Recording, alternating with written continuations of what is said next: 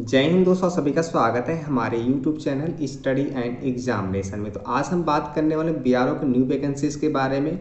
तो आप सभी लोगों का न्यू वैकेंसीज आया हुआ बीआरओ में, आप सभी लोग अप्लाई कर सकते हैं। आपके पास ITI नहीं है तब भी आप फॉर्म अप्लाई कर सकते हैं। तो ऑलरेडी मैंने वीडियो बना दिया हूँ रिक्वायरमेंट के ऊपर, कौन कौन अप्लाई कर सकता है, क्वालिफिकेशन क्या होनी चाहिए, एज लिमिट क्या होनी चाहिए, A to Z पूरी जानकारी मैंने उस वीडियो में बता दिया हूँ। यदि आपने उसको नहीं देखा है तो वीडियो के डिस्क्रिप्शन में जाइए, वहाँ पर आपको लिंक मिल जाएगा। तो जो आज का हमारा जो वीडियो है, फॉर्म कैसे भरेंगे, तो आप सभी लोगों को 4 पेज ये है, चारों पेज आप सभी लोगों को भरने, सभी लोगों को भरने हैं। और उसका जो लिंक है, जो हमारा PDF है, टेलीग्राम से डाउनलोड कर सकते हैं। टेलीग्राम चैनल का जो लिंक है वीडियो के डिस्क्रिप्शन में उसका लिंक मिल जाएगा टेलीग्राम चैनल का, वहाँ से आप ज्वाइन हो जाइए और इसको आप डाउनलोड कर लीजिए। डाउनलोड करने के बाद प्रिंट आउट आप निकाल सकते हैं। तो कैसे भरना है, क्या क्या भरना है, आपको इस वीडियो में बताने वाले हैं। तो वीडियो कंप्लीट देखिएगा, अंत तक देखिएगा, जिससे आपको सारी बातें समझ में आ सके। चलिए आपको स्टेप बाय स्टेप हर एक चीज़ बताते हैं।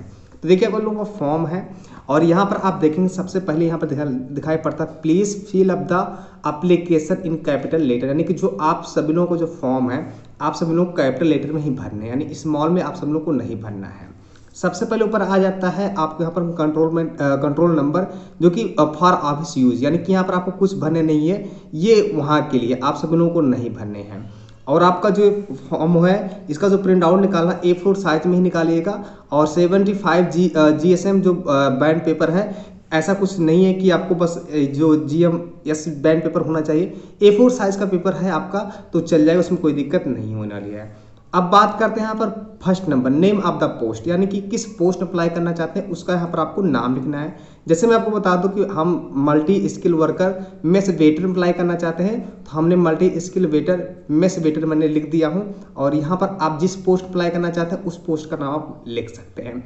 पॉइंट नंबर 2 आ जाता है कि serial number of the post in advertisement, यानी हमने 2 क्यों लिख कर रखा है। आप यहाँ पर देख पा रहे होंगे, यहाँ पर आपका एडवर्टाइजमेंट है और यहाँ पर देखिए ये सीरियल नंबर है। यहाँ पर इन्होंने कहा कि सीरियल नंबर आपको लिखना है, तो सीरियल नंबर हमने यहाँ पर लिख दिया 2 है, क्योंकि हमने यहाँ पर वेटर की पोस्ट पे अप्लाई कर रहा हूँ और वेटर की पोस्ट सेकंड नंबर पे आता है, इसलिए मैंने यहाँ पर 2 लिख रखा हूँ। यदि आप multi skill worker painter apply करना चाहते हैं तो 2 की जगह पे आपको 1 लिखना रहेगा। यदि आप व्हीकल मैकेनिक अप्लाई करना चाहते हैं तो यहाँ पर आपको 3 लिखना होगा, फिर उसका यहाँ पर नाम लिखना रहेगा। यदि आप ड्राइवर मैकेनिक अप्लाई करना चाहते हैं तो आपको 4th लिखना होगा और फिर यहाँ पर इसका पूरा नाम लिखना रहेगा।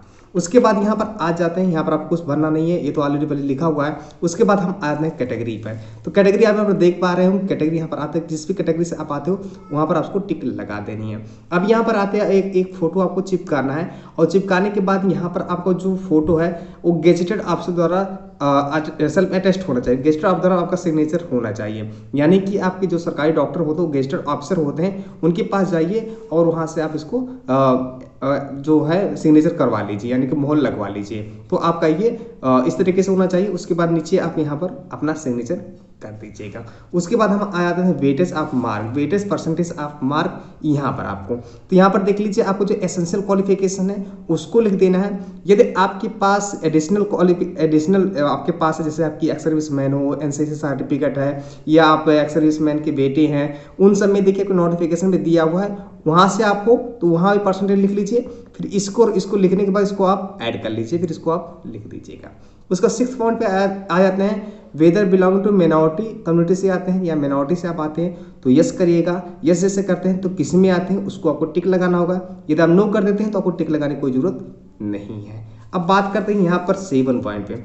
जैसे हम 7 पॉइंट पे आते हैं, क्या पूछ रहा है क्या आप EWS से हैं, तो आपको ये होंगे तो आपको यस करना होगा, नहीं होंगे तो आप नो कर दीजिए। उसके बाद 8 नंबर पे आ जाते हैं।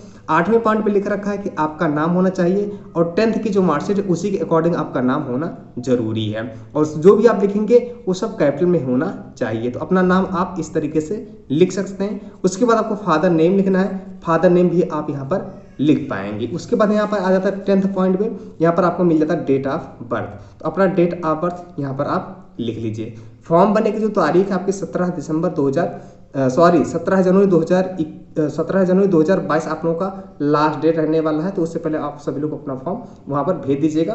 फॉर्म आपको रजिस्टर पोस्ट द्वारा ही भेजने हैं। उसके बाद यहाँ पर परमानेंट एड्रेस आपको लिखना है, आपको ना विलेज, पोस्ट, तहसील सब कुछ पिन कोड के साथ आपको ये लिखना रहेगा।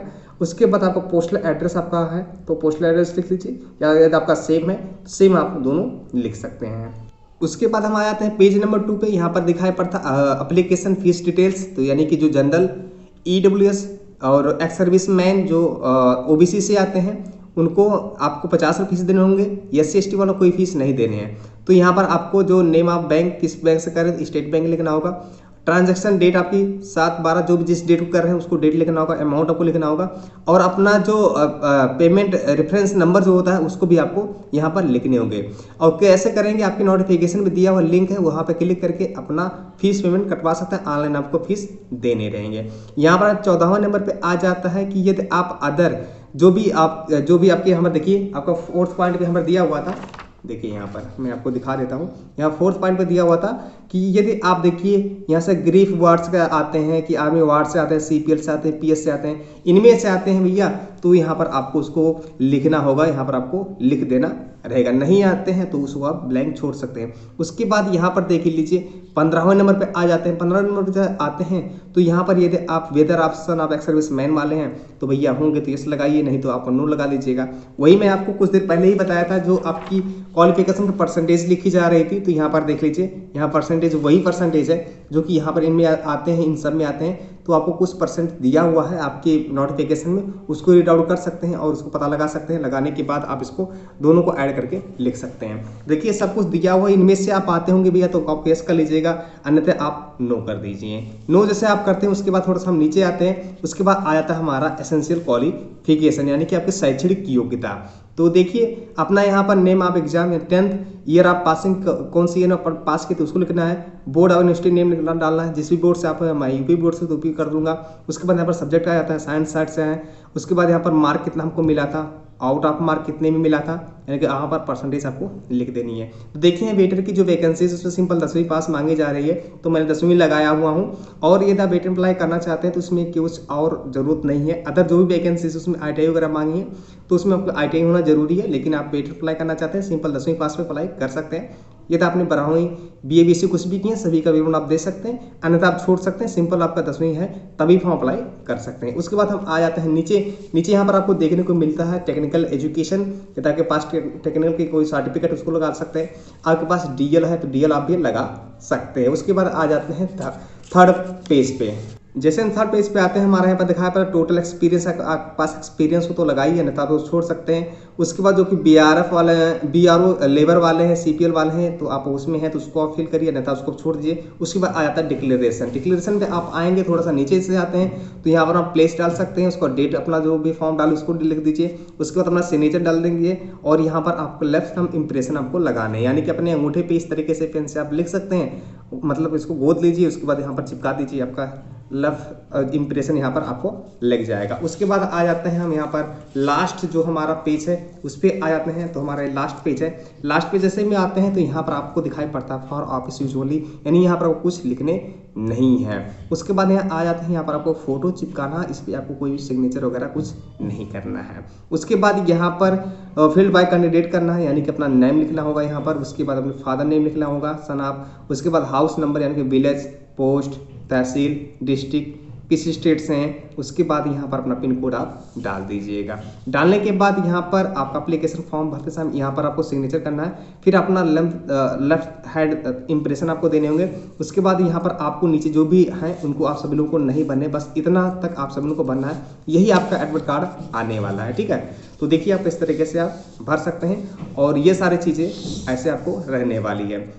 इसका जो फॉर्म का जो PDF है हमारे पास है, टेलीग्राम पे उपलब्ध है, वहाँ से आप डाउनलोड कर लीजिए और डाउनलोड करने के बाद प्रिंट आउट निकाल लीजिए, अच्छे तरीके से फॉर्म फिल कर लीजिए।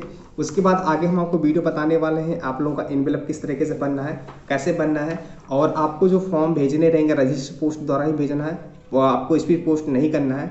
तो इस तरीके का आप लोगों का फॉर्म है, आप इस तरीके से भर सकते हैं। कुछ चीज़ छूट रहा हो, कुछ पूछना चाहते हैं तो आप पूछ सकते हैं, हर एक कमेंट का रिप्लाई मैं जरूर दूंगा। तो उम्मीद करते हैं आपको सारी बातें समझ में आई होंगी। वीडियो अच्छा लगा तो वीडियो को लाइक करिएगा, चैनल पर पहली बार आए हैं चैनल को सब्सक्राइब और बेल आइकन प्रेस कर लीजिएगा।